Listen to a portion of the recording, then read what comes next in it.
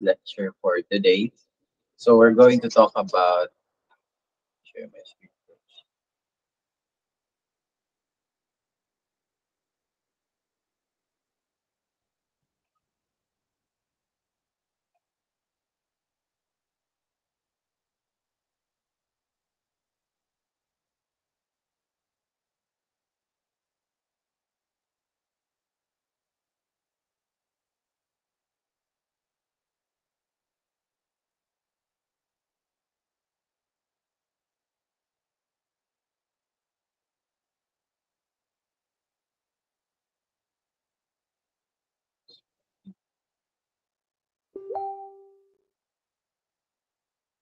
So nakikita niyo yung screen ko, guys. So now we're going to talk about electromechanical relays. So why is it important for us to study electromechanical relays and anong relate nito sa industrial electronics? So basically, electromechanical relays are parang switches. Basically, basic definition of relays are switches. So kung alam niyo yung laro ng alam niyo yung laro ng relay, yung message relay, it has the same concept of parang passing the message. But the difference with electronics is you're passing the circuits. Parang ganon. It's make or break the circuits. By the way, before pala ako mag-proceed, guys, nakalimutan kong magtanong. Nakalimutan kong sabihin sa inyo. Ngayon kasi parang wala pang binibigay sa akin final master list talaga. Hinihintay ko na lang hinihintay ko na lang si Sir Rural or si Sir Jeffrey kasi yung contact person ko hindi pa. Pero mag-follow up na ako, try kong puntahan talaga for the final master list. And next week, marami kasi nagsasabi na yung schedule daw talaga for this week is face-to-face. Pero suggestion sa akin is online lang daw muna. Online pa rin tayo next week siguro. And siguro the next week, dun face-to-face tayo. And pag may final master list na, mag-groupings tayo for your laboratory activities. So, ayun guys. So yung mga naka-OJT dyan, it's okay na nakikinig kayo. Pero if you can, kung sino yung mga hindi naka-OJT, pwede niyong i-turn on yung camera niyo para makita ko kayo. So, ayun guys. So, bakit important study yung electromechanical relays? Because it's related to yung formal topic talaga natin, which is thyristors. And yung application kasi ng relays and thyristors, it has, parang they have the same type of application, which is switching. So you can ma-appreciate you even more or even better yung thyristors when you understand what relay is and what switches is. Diba? So, when we talk about electromechanical relays,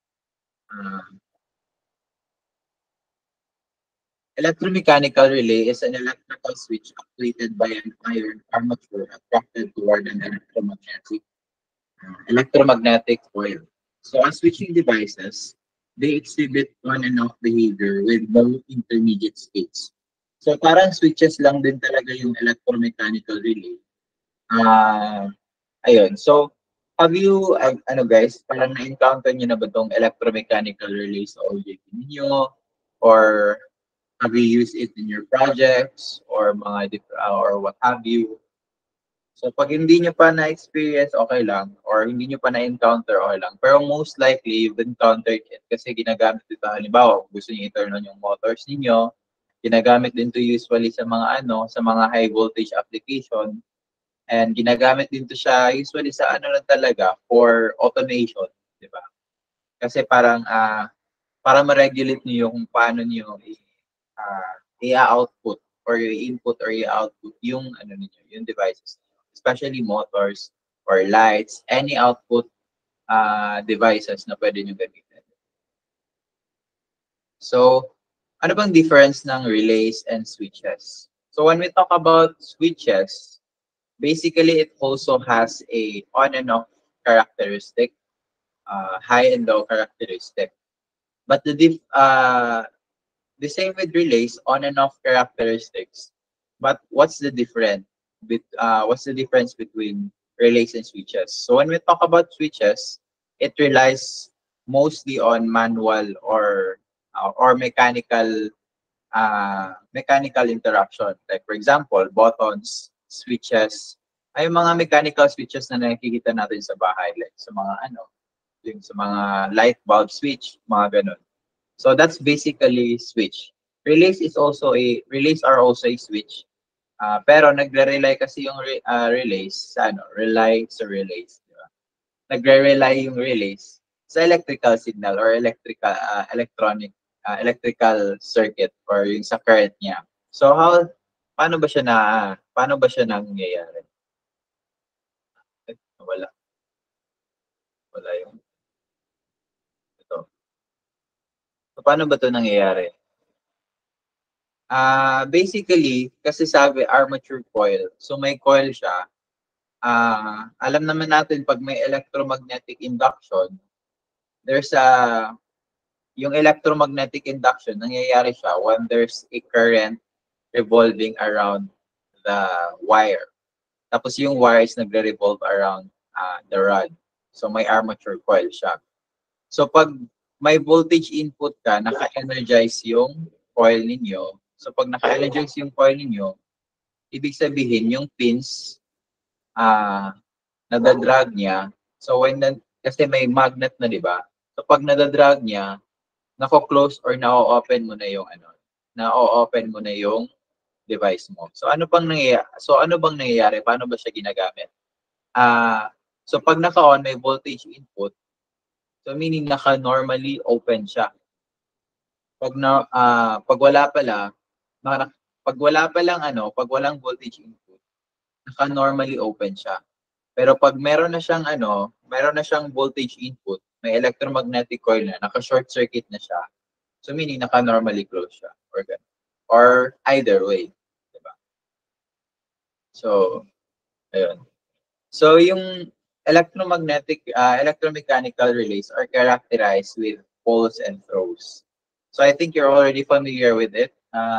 Kahit nung sa mga ninyo, kung may house wiring na kayo sa mga Tesla, di ba? Minsan, ninyo na to.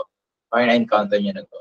So SPST, single pole, single throw. DPST, double pole, single throw. So depende.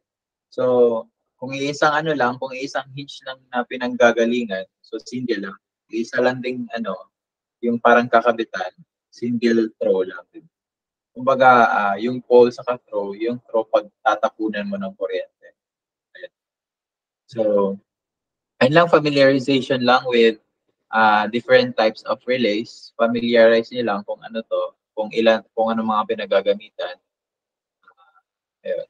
So may tinatawag din tayong time delay relays. So time delay relays, or especially constructive relays, also exist to perform time delay functions where the actuation of the armature is intentionally delayed. So there are times kasi na hindi mo kailangang ibigla or hindi mo dapat ibigla yung mga devices na i-off. May times din na kailangan mo lang talagang i-delay yung pag-on or off para naman gusto mo lang i-timing. Halimbawa yung elevator. Di ba yung elevator hindi naman talaga biglang nagko-close or biglang nagko-open yung pintuan. So yung application theory or yung principle behind that is gumagamit siya ng time delay relays bago siya mag-close talaga. So halimbawa ito, if we try to look at the graph or if we try to look at yung parang diagram, yung normal voltage input is ito, yung naka-coil energy state. Yan, on and off. Pero pag nakikita natin dito, pag normally close na or yung time delay, i-off mo siya kumbaga i-delay mo siya ng pag-off. Halimbawa itong sa NCTC, i-delay mo siya ng pag-open pala to. So, hindi siya biglang nag-on. Or kahit ito, yung NOTC, hindi siya biglang nag-o-off. Diba? So, paano ba siya nangyayari? Paano ba siya ginawa? Ito lang, yung circuit niya. Pag sinabi nating off-delayed relay, usually na ginagamit, may nakaparallel na capacitor sa coil.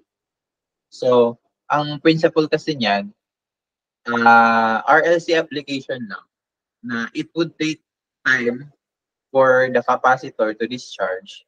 So, while the capacitor still has an energy, meron pa siyang mabubugang energy. So, meron pa siyang current na nagre-revolve around the coil. So, if there's still a current na nagre-revolve around the coil, ibig sabihin, mayroon pa siyang electromagnetic induction or magnetic na nabubuga, di ba? Parang ganon. So, sa on-delayed relay naman, para ka lang naglagay ng iba pang relay after the parallel capacitor and relay. Kasi parang parang dinedelay mo lang yung pag-charge ng capacitor, kaya delay din siya mag-on. Diba? So it could take time for a relay na ma-on. Parang, di ba kung nakalinya ka, pag nakalinya ka, di ba mas matagal yung matagal yung sa'yo. Halimbawa, kung ikaw nasa third row ka, mas matagal yung pag-relay sa'yo ng message. The same principle with that, magte-take time muna siya mag-charge bago siya mag-on. Diba? Ayun. So parang trivia lang guys. Basahin niyo na lang. So, alam niyo ba noon na yung digital computers are made of relays natin? Because basically, yung principle talaga ng yung principle behind ng computers is just ano lang, 'di ba parang on and off or high low, 0 1 bits, 'di ba yung data 0 1 0 1. So sabi dito, noong August 7, 1944, IBM Corporation presented an electromechanical computer called the IBM Automatic Sequence Controlled Calculator to Harvard University. So this room-sized calculating machine used thousands of electromechanical relays, switches, paper tape, reels, motors, and other devices to perform mathematical calculation. It was used by the United States Navy for classified work over a period of many years. So dati pala, yung digital computer, yung gaano siya kalaki, parang yung digital computer pala noon is a room-sized computer. Parang ganon. So why is that? Kasi Moore's law, di ba? Or dati kasi gamit pa relays. Ngayon transistors na. Heavily relies on transistors. And we know that Moore's law, pag habang tumatagal, lalong lumiliit yung transistors, mas lalong dumadami yung nasa-store natin na storage sa device. Teka lang muna guys.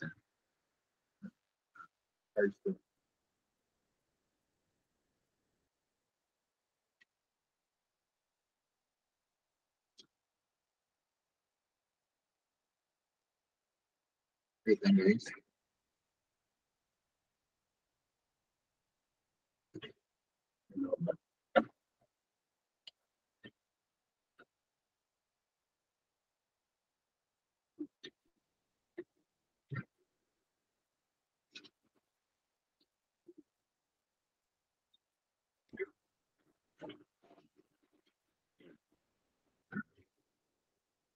So ayun. So yung digital computers natin dati are heavily reliant on relays and switches only. So doon, maraming relays na ginagamit sila para ma-store lang of siguro a single bit of data para mag 0101 lang, di ba? So that's the principle. Pero alam niyo ba guys ngayon na parang may nire-research silang quantum computer. Have you heard about quantum computer? Quantum computer, quantum. So yung quantum computers are para siyang, actually hindi pa siya existent, pero they try to make a computer out of, yung parang storage niya, heavily reliant on atoms.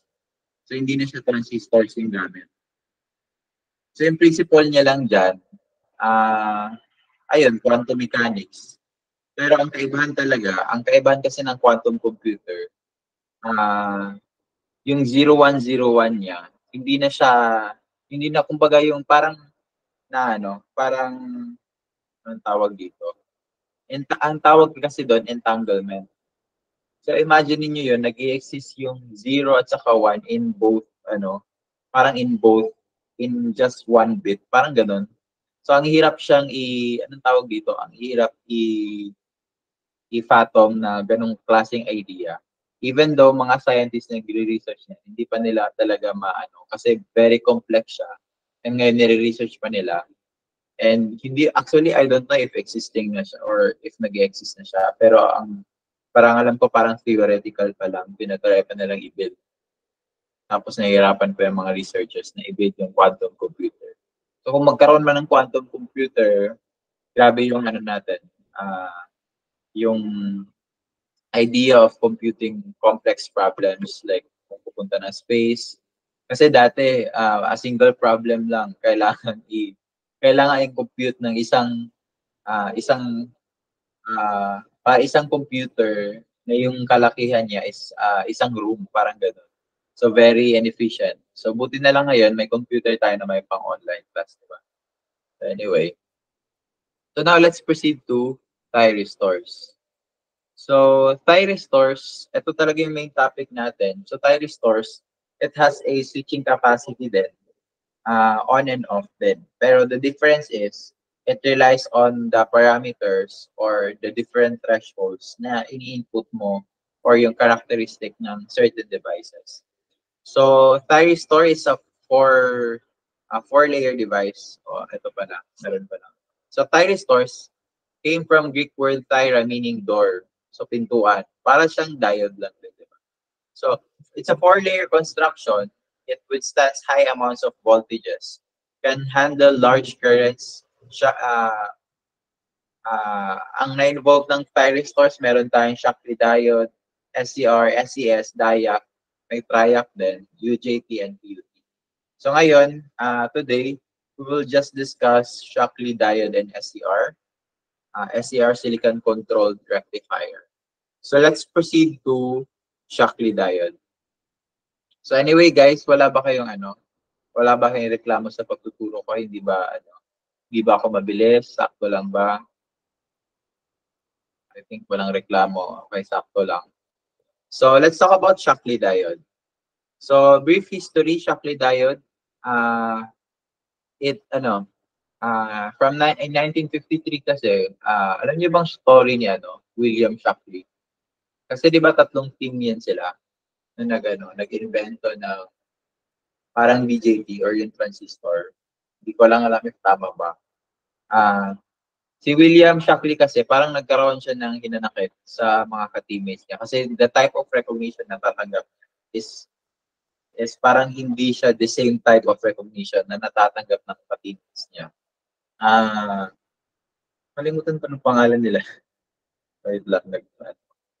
Pero anyway, so yun, nung si William Shockley, nung umalis siya sa Bell Laboratories noong 1953, ano yun? Wala. So, 1953, bumalik siya sa Caltech as a visiting professor, California Technology. Ito, nagtayo siya actually siya yung founder ng Shockley Semiconductor Laboratory. Pero ngayon, wala na to, sad to say. Pero grabe yung contribution ng laboratory na to in terms of our electronics application, especially on switching, di ba? So, brief history, history pa rin naman. 1960 commercialization of Shockley diode. So dati talaga yung ginawa pa yung first prototype ng Shockley diode. Malaki pa yan. Grabe kalaki ganun. Kahit yung mga transistor, pag gumagawa sila ng prototype, ang certain devices malaki pa. Pero kumbaga ngayon, pwede na nilang gawing chip. Pwede nilang gawing chip na kalaki yung Shockley diode. Pwede din kasi kahit nga nung mga resistors dati masyadong malaki, so masyadong umiinit. So very inefficient siya. So ngayon parang parang meron na nga mga Shockley diode na naka-chips na siya kalaki. So ayun. Anyway, lang naman. So familiarize Shockley diode guys. Yung symbol niya, yung configuration, saka yung layering niya, kung ano yung niya. Yung PNP siya. Actually, PNP naman lahat. So, yung equivalent circuits niya, kung i-equate mo siya as a BJT, so familiarize lang guys yung symbol ng Shockley diode. So, let's talk about the characterization of Shockley diode. So, characteristic curve. So, meron tayong few considerations in analyzing the characteristic curve of yung Shockley diode. So first, meron tayong forward conducting region saka may forward blocking region.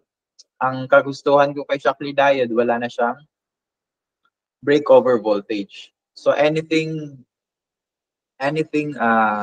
below zero, hindi na siya nagkakandak, 'di ba?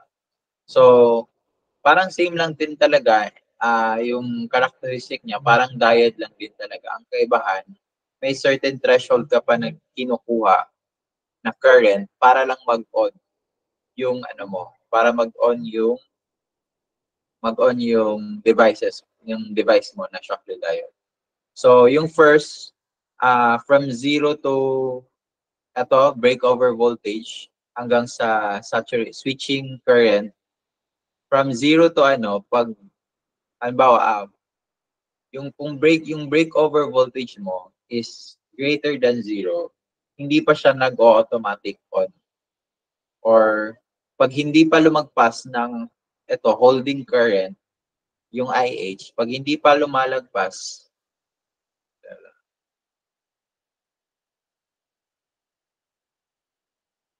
dito, halimbawa, dito ka, pag yung input mo is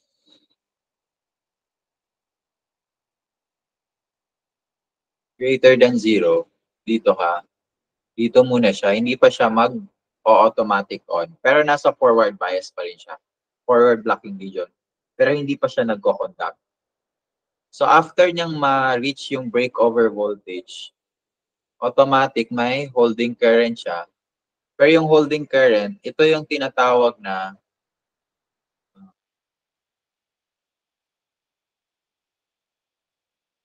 yung holding current is a current before siya mag-conduct. So ito yung conduction region niya. So dyan. So after niyang malagpasan yung parang certain threshold na dapat na siyang mag-on, na current na necessary current para mag-on siya, yung characteristic ng Shockley diode is just like an ideal diode. So meron na siyang voltage drop na 0.7 din, di ba? So ayun. So anyway, so patuloy, let's have an example. We have here a circuit na Shockley diode connected sa resistor at saka sa breakover voltage na input. So, paano ba natin to isosolve? So basically, yung characteristic ng Shockley diode on and off. So parang ang hahanapin natin yung value ng anode current when the device is turned on. So kailan mo ba siya ito-turn on? Diba? So ikuha mo ng calculate. So ayun, solve natin to guys. Try natin to i-solve.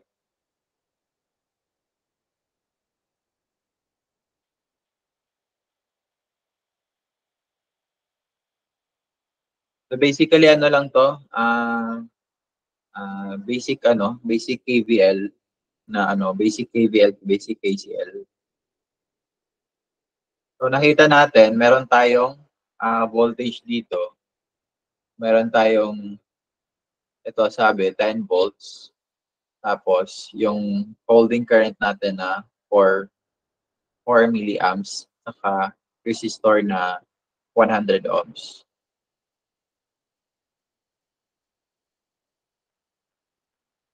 Dito na lang tayo. Ano ngayon? 100.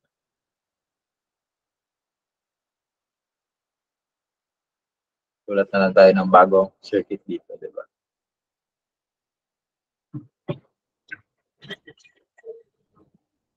Ito na lang tayong Shockley diode.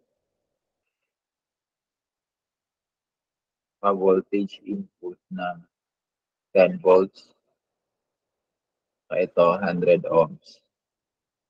Ang hinahanap natin is yung anode current na mag-on siya.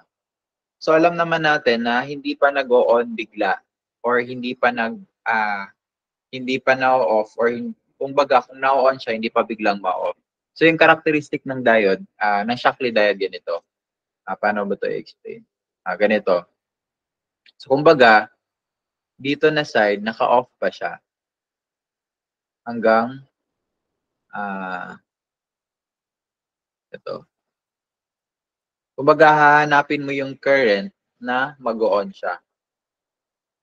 So pag naka-on kasi yung naka-on na yung Shockley diode, ibig sabihin may characteristic na siya na the same as diode. So may voltage drop na siya na 0.7 dito pag nagka-contact na siya. So basically yung voltage natin, VBR natin.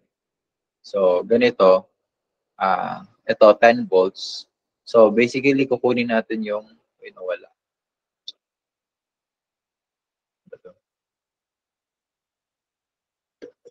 Balik ulit ko guys ha. No.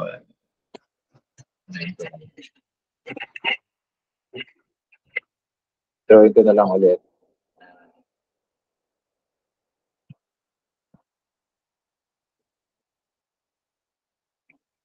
Ito. So pag nagka-conduct na siya, may 0.7 siya na voltage drop. Ano yun natin? So dito, naka-off pa siya. May certain current siya na kailangan mo siyang i-open. So kumbaga parang hinahanap mo yung dito. Hinahanap mo yung current na mag-open siya. Pero yung IH kasi, 'di ba may nakalagay dito yung IH is 4 milliamps. Itong holding current, hindi pa to siya conducting region. So hindi pa siya, yung hinahanap kasi natin IA, yung anode current. Ito yung hinahanap natin.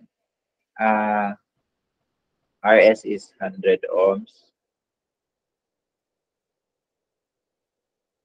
Is 10 volts.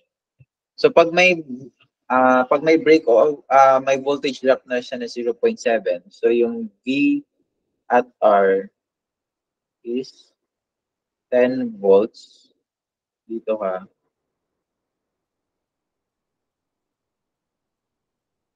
10 volts minus 0.7 is equals to 9.3 volts. So, paano ba hahanapin si anode current? So, ito, naka-conducting region naman siya. So, ano lang, Ohm's law lang. So,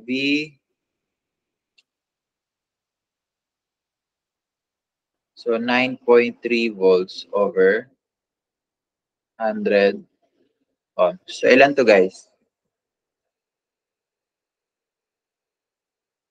Ilan ba to?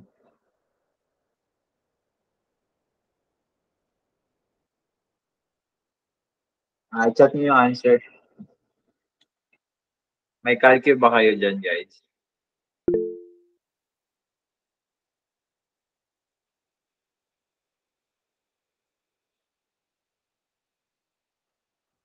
.093. So 0.093 amps or 93 milliamps yung anode current natin. Yun. So yan.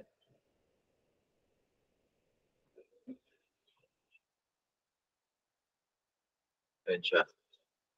Understand ba guys? Anyway, may another example pa naman tayo. So sabi dito, determine the value of RS to stop the device from conducting. So ano daw yung value ng resistor para mag-stop siya ng conduction?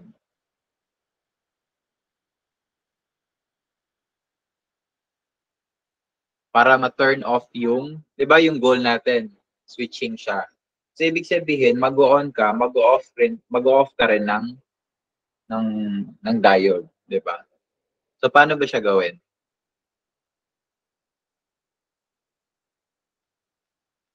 So, so sige, start natin. So, kanina may nakuha na tayong VBR na 9.3 volts.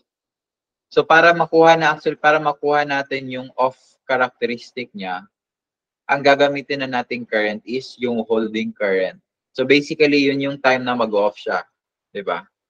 So, anything below holding current, anything equal to holding current and below, nag-off na yung device mo. So, yung gagamitin natin para mag-off siya is yung holding current. So, ganito lang. Ohm's law lang, di ba? So, RS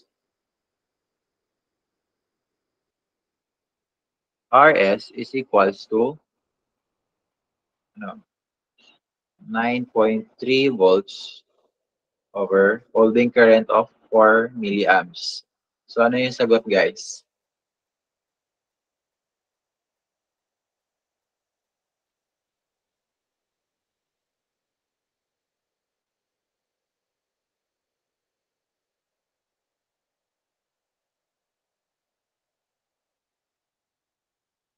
May sagot na 2325 ohms. Tama. Or 2.325 kilo ohms. So, ito yung resistance para ma-off yung, wala. O, para ma-off mo yung device mo. Diba?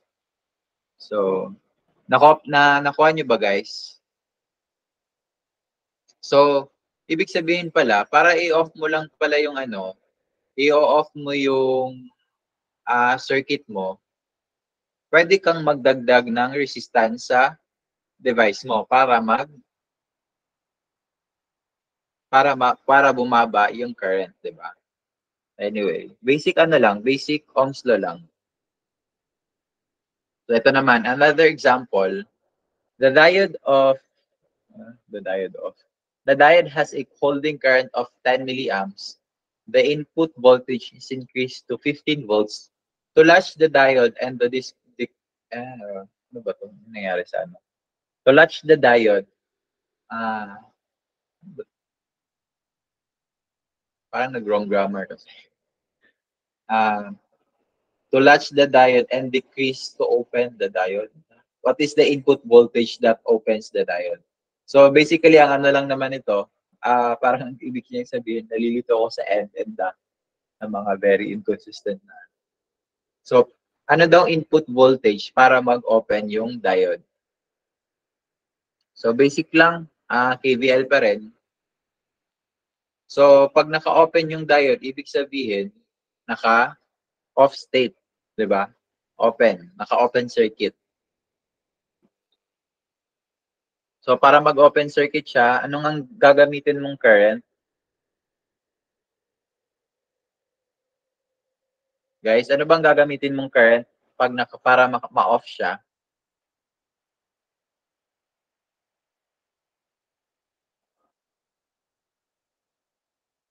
Wala.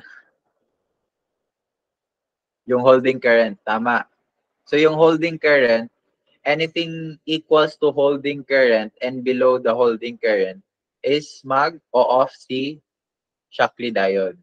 Tama? Okay. So, kung meron na tayong input voltage na 15 volts at saka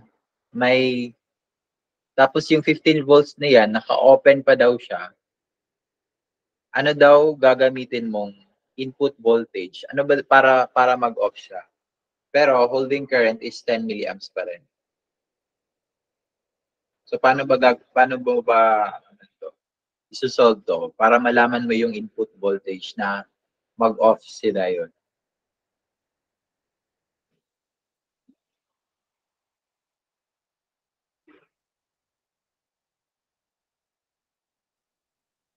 So ganito lang.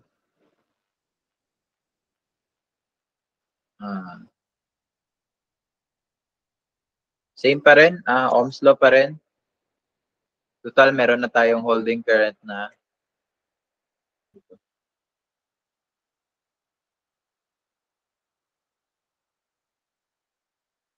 Teka lang guys.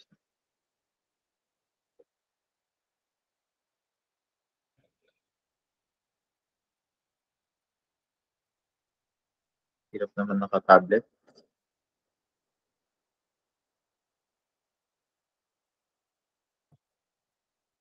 So may holding current na tayo na ilan yun guys? Na 10 milliamps. So basically, hahanapin lang natin si voltage input. Saka may RS na tayo na 50 ohms. So anong gagawin?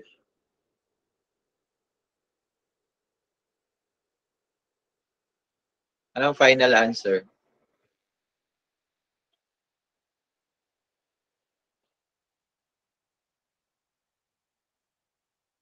$0.5.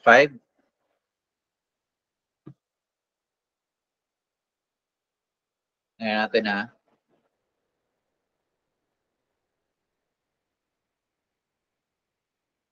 So yung voltage input ba, kasama pa ba dyan si voltage drop ng diode? Diode characteristic ni Shockley diode.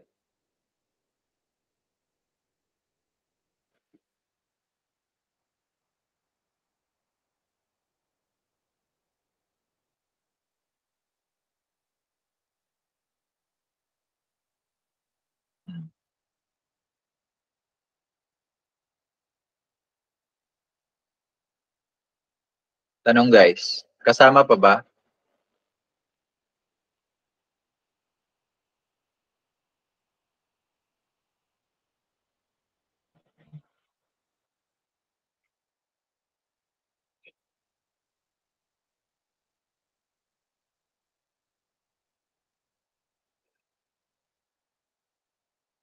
Actually, hindi na eh.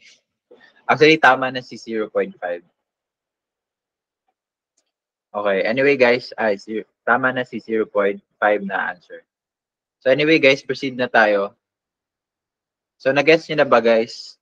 So para ma-off mo siya, gagamitin mo si holding current or pwede mong taasan yung resistance value ng resistance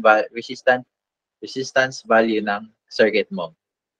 Anyway guys, 0.5 is the correct answer. So proceed tayo sa silicon controlled rectifier.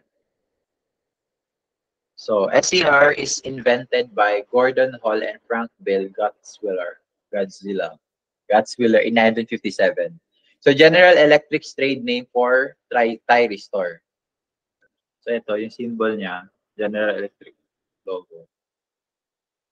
So typical SCR package, ito. So actually guys, pag matapos tayo ng maaga ngayon, actually mabilis lang tayo. Kasi yung topic lang natin ngayon is yung Shockley diode at saka SCR. So pag natapos natin ng maaga, actually malapit na nga. Diba? So pwede na tayong mag-dismiss. So SCR para lang ding Shockley diode yung diagram niya. PNPN rin, 4-layer device. Ang kaibahan lang, may gate, na siya, may gate probe or may gate na siya na, tawag dyan, basta may gate. May gate na siya. So familiarize niyo yung symbol niya, may anode, may cathode, saka may gate sa cathode na nakakonect. So, ayun. So characteristic curve ng SCR, Silicon Controlled Rectifier. So pag napapansin nyo, para lang din siyang sa Shockley diode. Pero ang kaibahan, may reverse blocking region na siya. Or may reverse voltage. Diba? So may reverse breakover voltage na siya. So dati, parang ang pinofocus lang kasi natin sa Shockley diode, yung forward region lang. Kasi ang characteristic naman talaga ni Shockley diode, hindi siya nagpo-forward or nagkakanda pag hindi siya naka-forward bias or kung wala siya sa forward bias. So automatic na siya. Unlike kay SCR, may reverse bias characteristic na siya. So ano ba yung reverse bias characteristic niya? So the same lang din sa Shockley diode. Pero kaibahan lang, may reverse blocking mode na siya. So ito. So pag yung gate current mo is equal to 0 dito, yung gate current mo is equal to 0.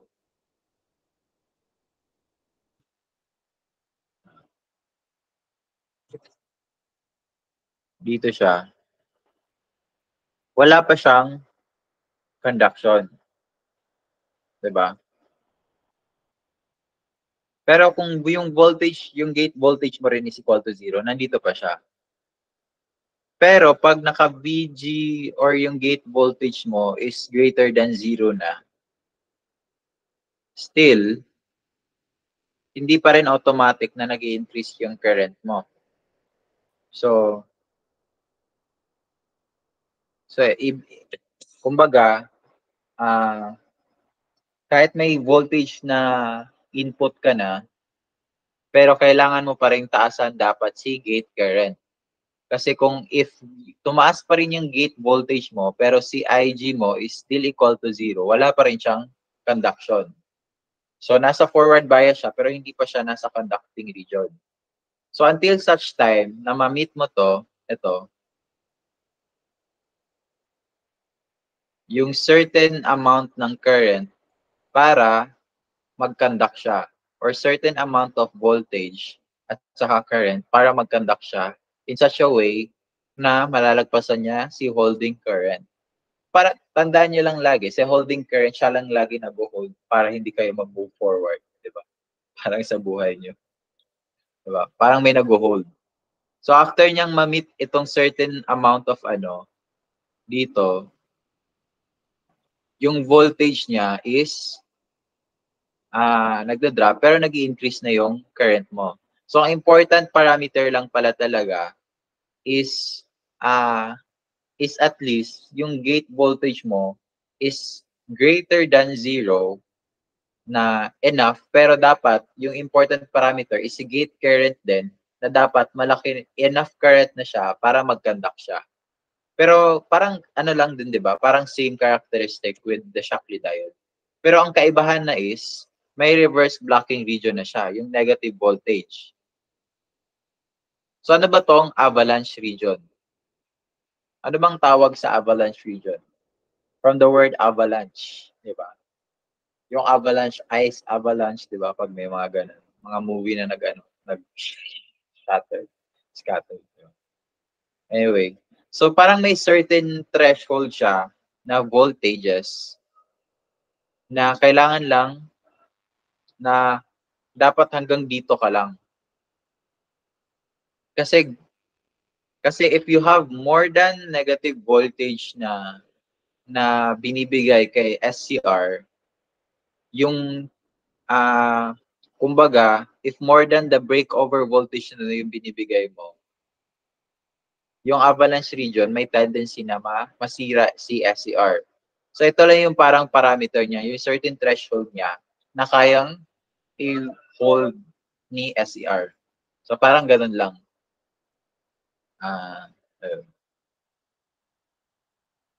So SCR characteristic, ayun. So gate current is equal to 0. Ayan siya. Wala pa siyang conductivity. Meron pala akong ginawang dito iba. Anyway, nag-ano pa ako, 'di ba? Anyway, na-discuss ko na to. Kaka-discuss ko lang. So, ayan. So, ano bang mangyayari, guys, if tinataasan mo si gate current kay SCR. Habang tinataas mo siya, ano bang mangyayari sa curve niya?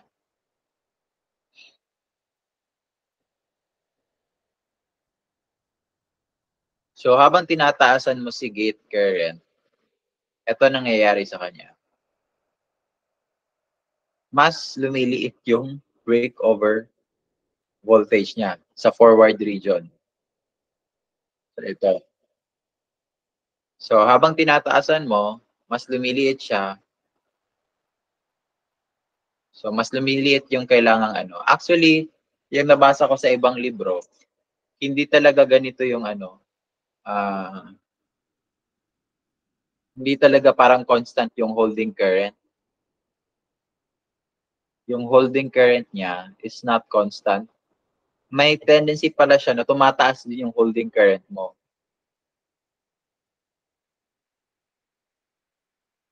Parang gumaganito siya, oh. Gumaganyan. Pero konting difference lang talaga. Na to the point na parang negligible lang. Parang minimal difference lang siya. Pero hindi talaga siya, kung kumbaga, in reality, hindi siya constant talaga.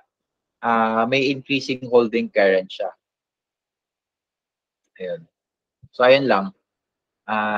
So, tandaan nyo lang guys, pag nag-i-increase si gate current, bumababa din si breakover voltage. So, pag bumababa si breakover voltage, ayun, bumababa lang siya. Mas tumataas din konti si holding current. So, tandaan nyo guys ha, if IG is increasing, BBR is decreasing. Anyways, proceed tayo. So, paano ba i-turn off si SCR? Ano bang mga characteristic or ano bang mga methods na pwede mong i-off si SCR? Kasi switching devices tayo di ba? So, si SCR, hindi lang siya totally on. So, may time na i-off mo siya. So, kailan mo ba siya i-on? On. Yung technique na hindi gaya ng technique na i-off mo lang. Ganun. So, para ma-off si SCR, may tinatawag tayong anode interruption. So, basic lang, ini-interrupt mo si anode na part. Parang naglagay ka ng switch dyan. So, pag na-interrupt mo yan, na-off mo. So, wala ring current na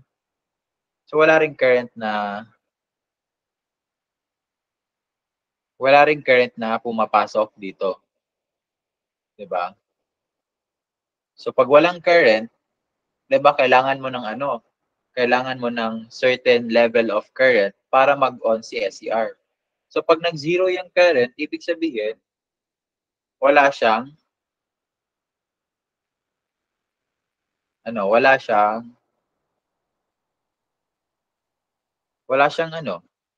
conductivity, hindi siya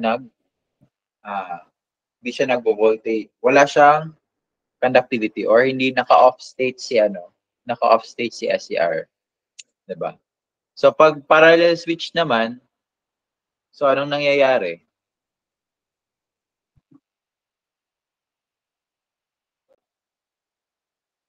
Hirap pala.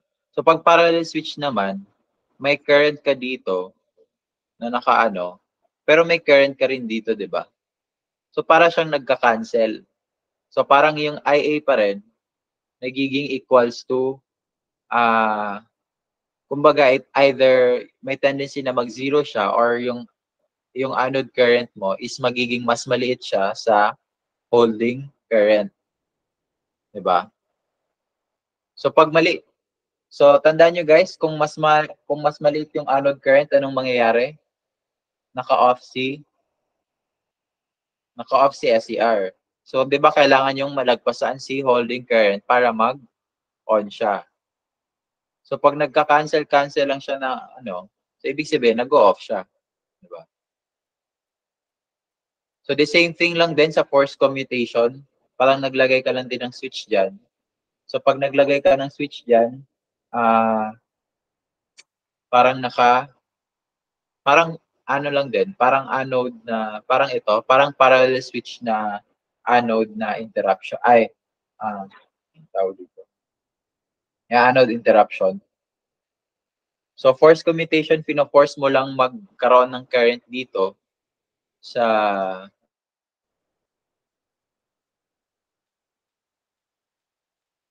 pino-force mo lang na magkaroon ng current dito. Ayan, yung blue dyan. Kasi pag dito, yung current niya, free flow lang. So, ibig sabihin, may anode current siya.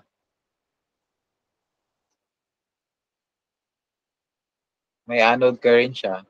So, pag dito, if ganyan, may anode current din siya, at saka may current din na dumadaloy dito, it would be either bumababa yung anode current or nagiging zero. Nagka-cancel out.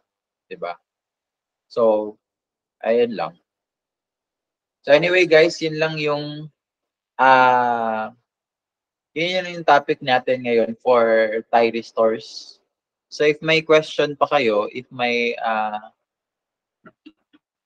mga question kayo regarding Shockley Diet and Thai restores or SCRs, you can open your mic and ask questions.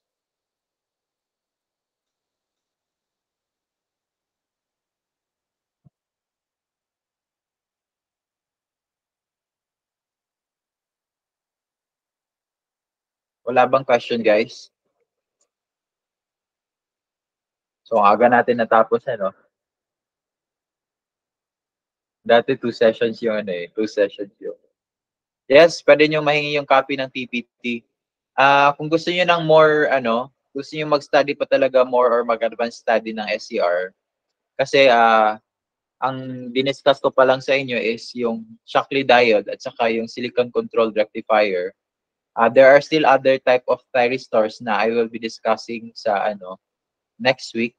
Bakbakan na tayo next week. Adjust lang muna tayo ngayon na kasi parang ang hirap naman na ilang hours tayo from 7:30 to 2. Kahit ako di ko kaya, 'di ba?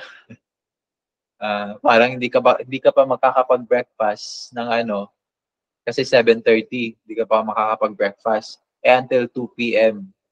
So kailangan mo pang mag-lunch, 'di ba? So siguro next week ang mangyayari, break tayo ng kaunti bago tayo advice ko, break tayo ng kaunti. Halimbawa, start tayo ng 8. Siguro 8 lang tayo mag-start, guys. Huwag na yung 7:30. Masyadong maaga, di ba?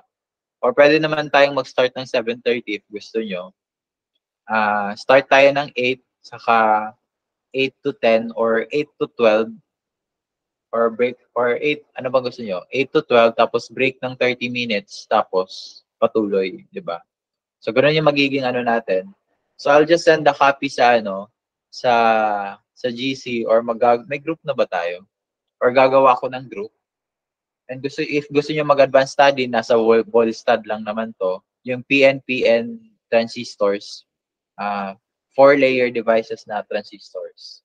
Kasi yung normal transistor, di ba, parang 3-layer lang. Yung diode is 2 layers lang. Pero ito is naka 4-layer devices. Mas ideal for mga more switching theory, mga switching applications. So, ayun. If wala nang tanong, guys, wala ba kayong tanong or nalilito kayo? Basically, lang naman talaga yung yung computation ng mga thyristors. Pero siguro next week magdi-discuss ako ng more on the Shockley's equation. Di ko lang alam if part ba yan siya sa industrial electronics. Ang alam ko part pa rin siya ng alam niyo yung electronics device circuit theory pa rin. Pero yung sa mga BJT and part na yun, di ko lang alam if na-discuss sa inyo. So anyway guys, kung wala na kayong tanong, pwede mag-leave. Short lang yung klase natin ngayon, di ba? Pero at least we've already discussed 3 topics for today. Electromechanical relays, Shockley diode, at saka SCR. Ayun. Hindi ko nga alam, normally kasi nagtitake to ng nagtitake ng 2 session pag dinidiscuss to na Pero ang bilis lang pala. Yung sa amin kasi nung college ako, parang ang tagal. Parang nagpa-2 session pa. So, wala na bang tanong, guys? Okay na ba lahat?